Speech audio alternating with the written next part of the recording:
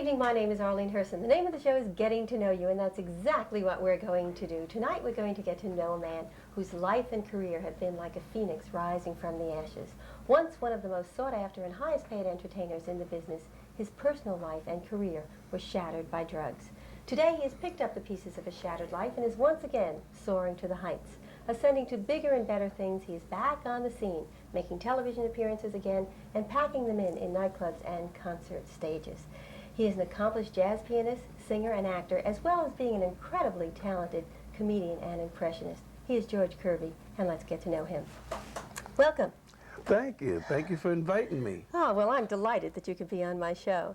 And as I have mentioned, you are an incredibly talented performer, but your impersonations are almost legendary. When did you start impersonating people?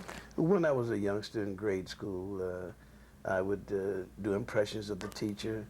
As a matter of fact, I got caught one time and they took me down to the principal's office. Miss Bouncfield was the principal, and she said, I understand you're doing an impression of Miss Simpson upstairs. I said, yes, I was. She said, let me hear it. And I did the impression, and she said, can you do me too? I said, yeah. Ah, and that was the principal. Okay. Yeah. So you didn't get in trouble. No. It was like throwing a rabbit in the briar patch. We had a ball down there. Right. Well, you have said that that good mimics are born, not created. Were you born to be a mimic? Yes. You have to have a fine ear and a great voice range. And it's something that's not taught. It's a gift. It's like, the way I put it, all birds can make a sound, but only a handful of birds can mime the human voice. Minor birds, parrots. You change so much when you're impersonating people. You actually get to look like the person. You sound like the person. When you're impersonating a woman, your voice, which is naturally very low, gets very high. How do you do it? Like I said, it's a gift. And the people that I do, is like a built-in computer up here. When I hear the name, or I decide to do that particular person, automatically clicks and I become that person. Now, I can't work in front of a mirror because all I see is me.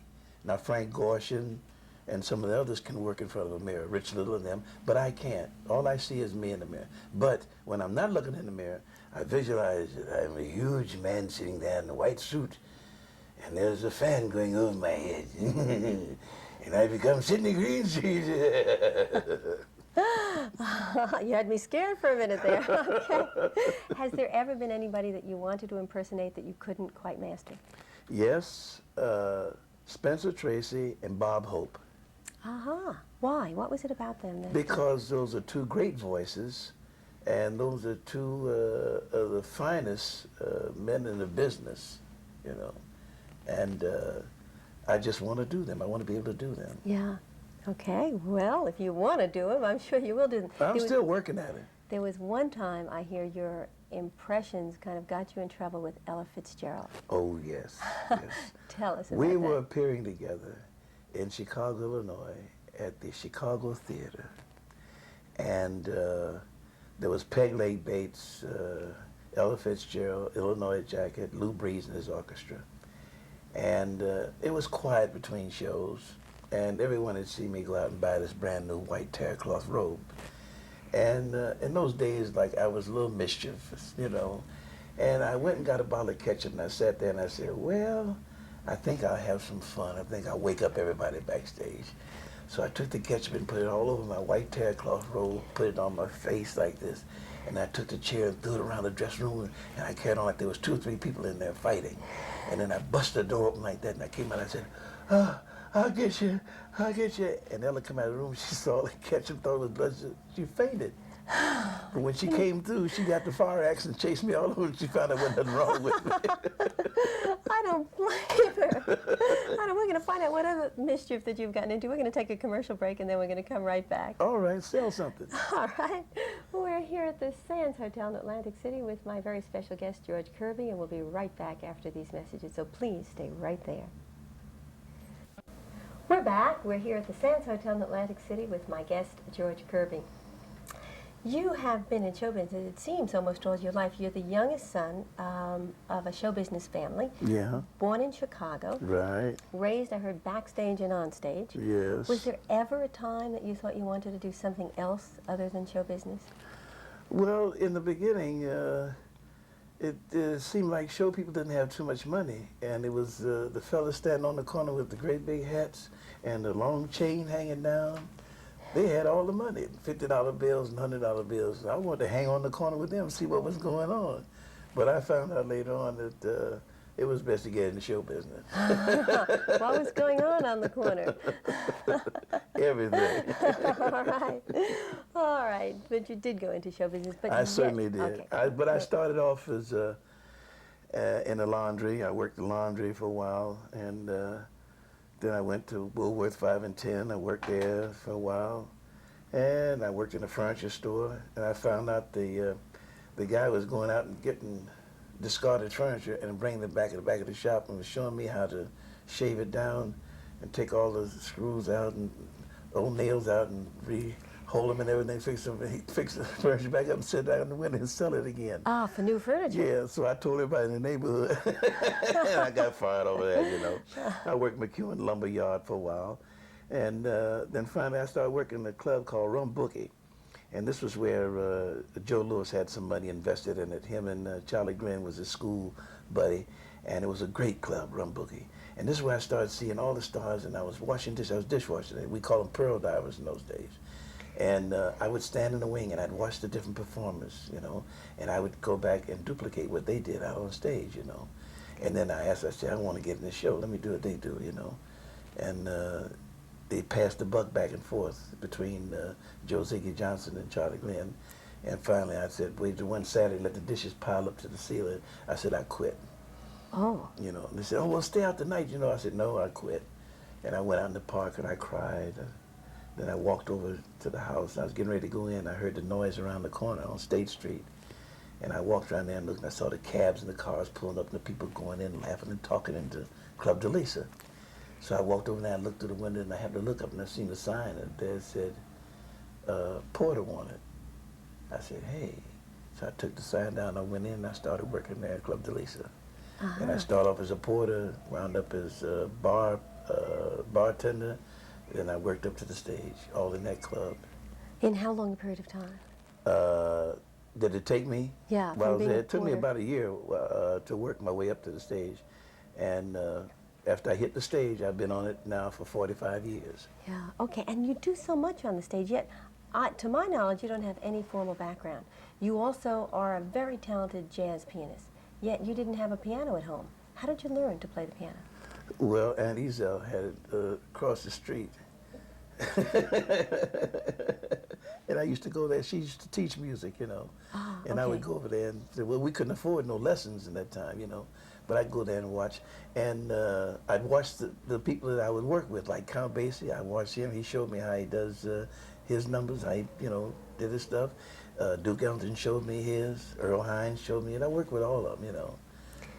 These are pretty nice people to grow up around. Oh, yes, royalty, all of them. Yeah, very special. Yeah. Did you start impersonating these people? Were these kind of the first impressions that you did? Oh, well, the first impression I did was radio. That was a big thing. Uh-huh. Radio to me, because I used to watch radio, listen to radio. Watch the set to see if it wouldn't get stolen. But I would listen to radio. Okay. And the first ones I was doing was like Edna Mae Oliver, Zazu Pitts, Wallace Berry, Bobby Breen, people you don't even know.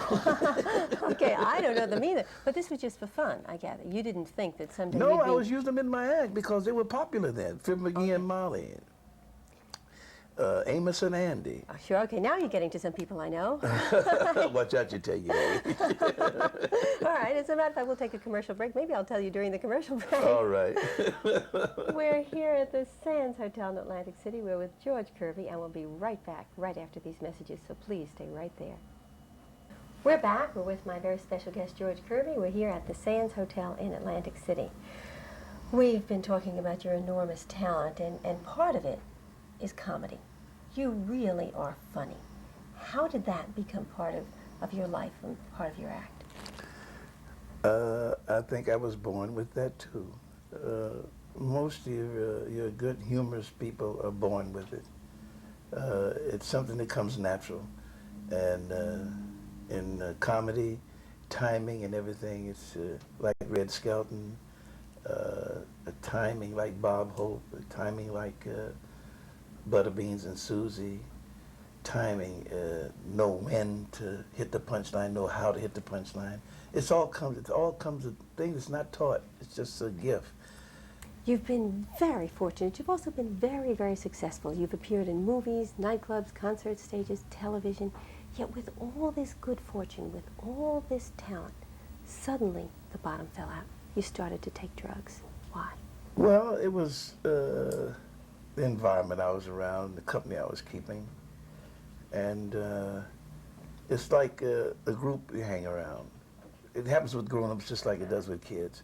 If you notice, with a bunch of kids, they say, if you don't throw a rock at old man Wilson, you can't run with us, you know. So in those days, it was if you don't snort a little cocaine, you know, you can't hang out with us, you know.